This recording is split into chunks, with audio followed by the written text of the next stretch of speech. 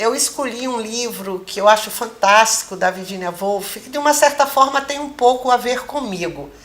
Eu estudei em colégio de freiras, eu não tinha aula de literatura, e eu tinha um pai que arranjava livros com uma senhora na cidade e trazia malas e malas de livro para eu ler com prazo para eu devolver. Então eu, assim, adolescente, devorei Dostoiévski, Tolstói, Stefan Zweig, José de Alencar, Machado de Assis. E quando eu pedia uma escritora, ele trazia os romances da Amy Deli, que era um romance Água com Açúcar. Amorzinho, casamento, e que não combinava com o meu jeito de ser, né? Eu não tinha, e eu sempre dizia que eu não tinha aquele jeito mulherzinha de ser, né? Mas aquilo para mim foi muito interessante, né? Na minha história, vim morar no Rio de Janeiro, e num determinado momento eu ouvi falar de uma peça ou de um filme que era Quem Tem Medo de Virginia Woolf. E aí eu comecei a ficar interessada por aquela mulher que alguém tinha medo dela, né? Então devia ser mais do que uma mulher que fazia medo. E ela escrevia. Então, assim, eu falei, poxa, vou ser apresentada, não que eu tivesse verbalizado isso, mas há uma mulher que escreve, que faz literatura e que tem gente que tem medo dela.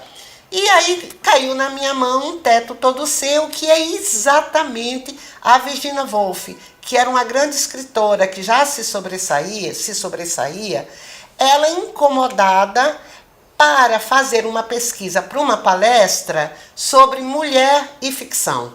Contanto que você escreva o que tiver vontade de escrever, isso é tudo o que importa. E se isso importará por eras ou por horas, ninguém pode afirmar. A liberdade intelectual depende de coisas materiais. A poesia depende da liberdade intelectual. E as mulheres sempre foram pobres, não só por 200 anos, mas desde o começo dos tempos. As mulheres gozam de menos liberdade intelectual do que os filhos dos escravos atenienses. As mulheres, portanto, não tiveram a mais remota chance de escrever poesias. É por isso que dei tanta ênfase ao dinheiro e ao espaço próprio. No entanto, graças à labuta das mulheres obscuras do passado, de quem eu gostaria de saber mais, graças, curiosamente, a duas guerras, a da Crimeia, que permitiu que Florence Nightingale saísse da casa, e a europeia, que abriu as portas para a mulher comum cerca de 60 anos mais tarde, esses males estão prestes a ser corrigidos. Não fosse assim, vocês não estariam aqui esta noite, e a sua chance de ganhar 500 libras por ano, por mais precária que ainda seja, seria extremamente minúscula. Por essa razão, eu pediria a vocês que escrevessem tudo e todo tipo de livro, não hesitando diante de nenhum tema, por mais trivial ou vasto que seja.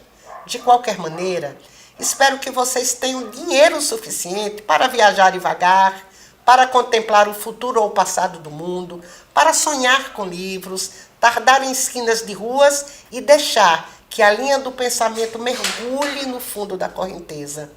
Porque de jeito nenhum quero confiná-las à ficção. Se dependesse de mim, e a milhares como eu, vocês escreveriam livros de viagens e aventuras, pesquisas, bolsas de estudo, história e biografia, crítica, filosofia e ciência. Ao fazerem isso, vocês certamente favorecerão a arte da ficção, pois os livros têm a tendência de influenciar uns aos outros. A ficção será bem melhor se estiver de mãos dadas com a poesia e a filosofia. Além do mais, se vocês considerarem qualquer grande figura do passado, como Safo, como a senhora Murasaki, como Emily Brontë, vão descobrir que ela é tanto a herdeira como a criadora, e veio a existir, porque as mulheres vieram a ter naturalmente o hábito de escrever. Então, mesmo como um prelúdio para a poesia, esse tipo de atividade da parte de vocês seria inestimável.